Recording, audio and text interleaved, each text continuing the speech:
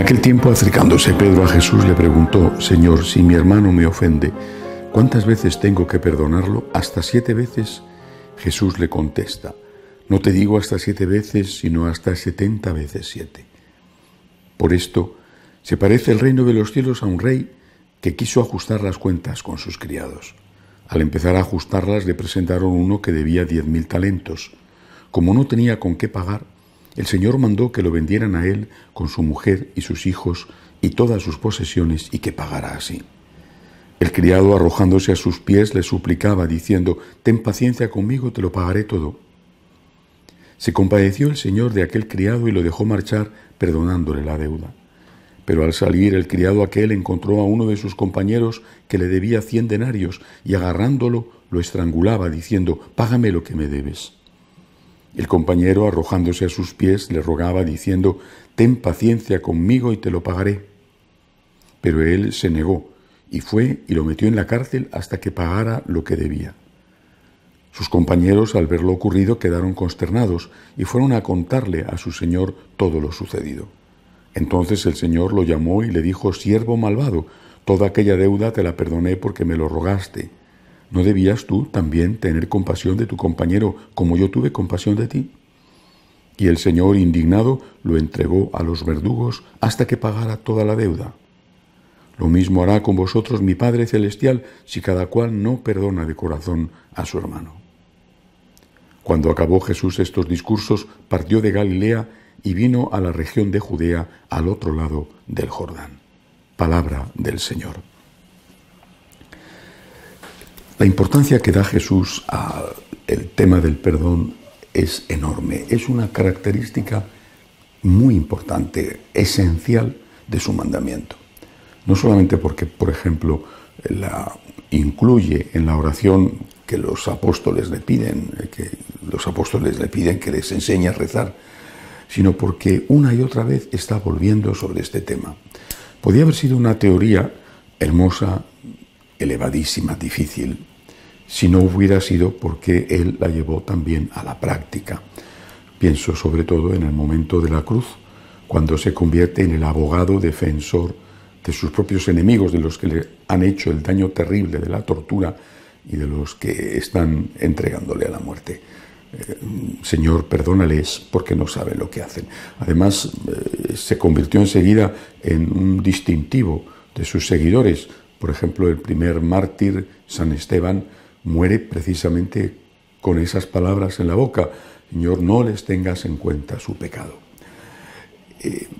Pero el perdón, siendo algo nobilísimo, que a nivel de exigencia, no a nivel de instancia, sino a nivel de exigencia, solo el cristianismo pide a sus seguidores, tiene un elemento en el que Jesús insiste, y es la necesidad de que también nosotros seamos perdonados. Es decir, podía haber el Señor insistido en la importancia del perdón, la urgencia del perdón, la necesidad del perdón, la obligatoriedad del perdón, poniendo a Dios como modelo.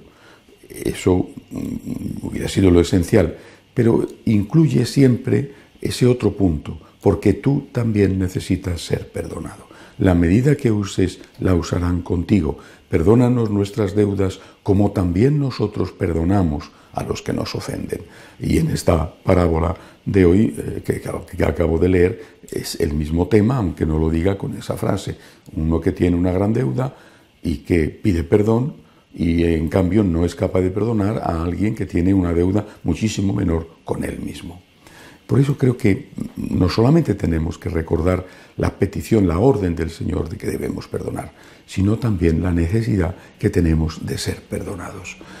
Si lo vemos desde esta perspectiva, es decir, si lo vemos al revés, podemos imaginar que cada uno de nosotros sabe, y cada uno debería de saberlo, que necesita ser perdonado y que se va a encontrar con esa persona que tiene el motivo y el derecho a perdonarnos o no perdonarnos porque le hemos ofendido, en definitiva Dios, se va a encontrar, y que como vas a encontrarte con él y necesitas ser perdonado, te conviene llevar por delante algunos actos de perdón que tú has llevado a cabo, para que cuando te encuentres con Él le puedas decir, te pido perdón, no lo merezco, lo siento, pero mira, yo he hecho esto, esto y esto, y también he perdonado a estas personas. O sea, veamos la parábola de hoy al revés. Este señor que tiene la gran deuda, antes de ir al rey a decirle, perdóname, en fin, no he podido pagar, antes de eso ha ido buscando quiénes eran los que a él le debían, y ha ido diciéndoles uno a uno, te perdono, te perdono, te perdono, y luego va al rey y le dice, mira, lo siento, te debo muchísimo dinero, perdóname, y mira, yo he perdonado a estos que no me debían tanto como yo te debo a ti, pero es lo que he podido hacer, y seguramente, en este caso, con mucho más motivo, el rey le habría perdonado. Es decir, si uno tiene una ofensa, si a uno le han hecho una ofensa, uno ha sido el ofendido, lo que tiene que hacer es alegrarse. Sé que esto puede parecer estúpido, pero como la deuda que tenemos con Dios es muchísimo mayor que la ofensa que hayamos recibido de cualquiera, nos conviene perdonar. Tengo un motivo para perdonar a alguien, qué bien, porque yo necesito ser perdonado por Dios muchísimo más que lo que yo pueda perdonar a cualquiera. Hay situaciones naturalmente en la vida en las que las ofensas que nos han hecho son tan espantosas, tan graves, a nosotros, a nuestros hijos, que cuesta muchísimo, muchísimo, muchísimo perdonar. Hay que suplicar a Dios la fuerza para esos momentos de perdón heroico. Pero la mayor parte de nosotros, durante toda la vida, no vivimos esas situaciones espantosas que por desgracia se viven, pienso en Nicaragua, Venezuela, en Siria, en Irak, en seguro Centroáfrica, Nigeria, y a lo mejor a niveles más cotidianos en cada uno de los países.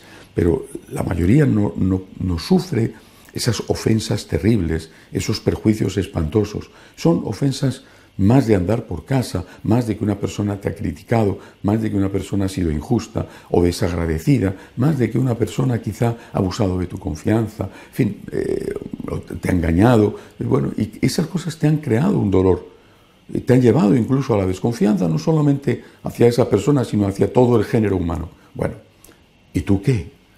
Y siempre tenemos que hacernos esta pregunta, ¿y yo qué? ¿Y yo qué? Es decir, cuando me siento víctima, también tengo que pensar si yo he sido o no culpable, no a lo mejor con esa persona de la cual soy víctima, sino con otros o con Dios en definitiva. Por eso, la medida que uses, la usarán contigo. Te conviene llevar unos cuantos abogados defensores a la hora de presentarte ante el juez y que puedas decir, este hablará por mí, me ofendió, le perdoné, Señor, te lo suplico, ten tu misericordia de mí, porque yo te debo a ti muchísimo más que lo que ellos me han podido deber a mí.